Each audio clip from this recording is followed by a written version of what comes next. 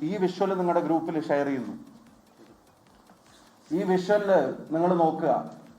ആദ്യം എൻ്റെ തലയിൽ അടിക്കുന്നു. അതേ പോലീസ് ഉദ്യോഗസ്ഥൻ തന്നെ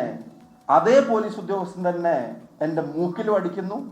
അവിടുന്ന് ആ തിരക്കിൽ ഞാൻ ഇങ്ങോട്ട് മാറുമ്പോൾ അതേ പോലീസ് ഉദ്യോഗസ്ഥന്റെ ലാത്തി മൂന്നാമത്തവണയും ഡയറക്ഷൻ എന്നെ നോക്കിയാ ലാത്തി വീശാൻ ശ്രമിക്കുന്നു. നിങ്ങൾ ആ വിഷ്വൽ നിങ്ങളുടെ ഗ്രൂപ്പിൽ ഇപ്പൊ നിങ്ങളുടെ എല്ലാവരുടെയും മൊബൈലിലേക്ക് അയച്ചിട്ടുണ്ട്. നിങ്ങൾ നോക്കുക.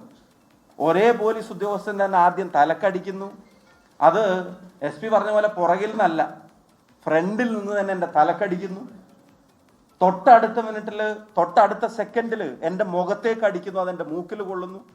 അവിടുന്ന് തിരക്ക് ഞാൻ ഇങ്ങോട്ട് മാറുമ്പോൾ അയാളുടെ ഡയറക്ഷൻ മാറി അയാൾ ഞാൻ നിൽക്കുന്ന സ്ഥലത്തേക്ക് റൈറ്റിലേക്ക് ആഞ്ഞു വീശിയിരുന്ന് എൻ്റെ തലയിലും മുഖത്തും അടിച്ച ആള്.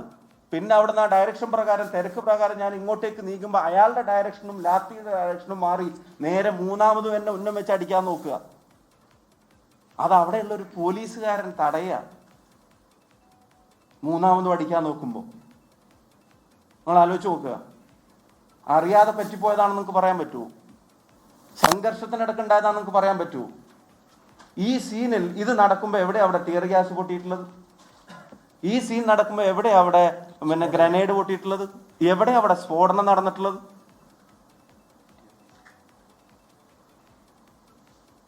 നിങ്ങൾ ആലോചിച്ച് നോക്ക്.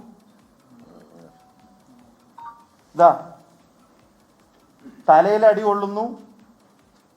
അതിൻ്റെ ശേഷം നേരെ മൂക്കിലേക്ക് അടിക്കുന്നു. ഇത് കഴിഞ്ഞ് ഇങ്ങോട്ടേക്ക് തിരിയുമ്പോൾ ഈ അടിക്കുന്ന ആളുടെ ഡയറക്ഷൻ നേരെ എന്നെ ലാക്കാക്കി പിന്നെ അടുത്തതും വരിക. എന്നിട്ട് അറിയാതെ ഒരു തിക്കിൻ്റെ തിരക്കിൻ്റെ ഇടയിൽ സംഭവിച്ച അവിടെ എന്തെങ്കിലും വലിയ സീൻ നിങ്ങൾ കാണുന്നുണ്ടോ? വലിയൊരു ലാത്തി ചാർജിനുള്ള എന്തെങ്കിലും ഒരു കല്ലേറ് പോലീസിനെതിരെ ഉണ്ടായിട്ടുണ്ടോ? ഏതെങ്കിലും ഒരു പോലീസുകാരന്, ഞാൻ ആവർത്തിച്ച് പറയുന്നു, അവരവരുടെ കയ്യിലിരുന്ന് പൊട്ടിയതും കൊണ്ടുണ്ടായ പരിക്കല്ലാതെ ഏതെങ്കിലും ഒരു പോലീസുകാരന് UDFന്റെ പ്രവർത്തകരുടെയോ നേതൃത്വത്തിന്റെ ഇടപെടലിന്റെ പേരിൽ സീരിയസ് ആയ എന്തെങ്കിലും ഒരു പരിക്ക് അവിടെ പറ്റിയിട്ടുണ്ടോ? ഇനി നിങ്ങൾ അടുത്ത് നിങ്ങൾ ഗ്രനേഡിന്റെ കാര്യം പറയുന്നു. നിങ്ങൾ നോക്കുക. DYSP ഹരിപ്രസാദ് അതിന്റെ വിഷ്വലും നിങ്ങൾക്ക് അയച്ചിരുന്നു.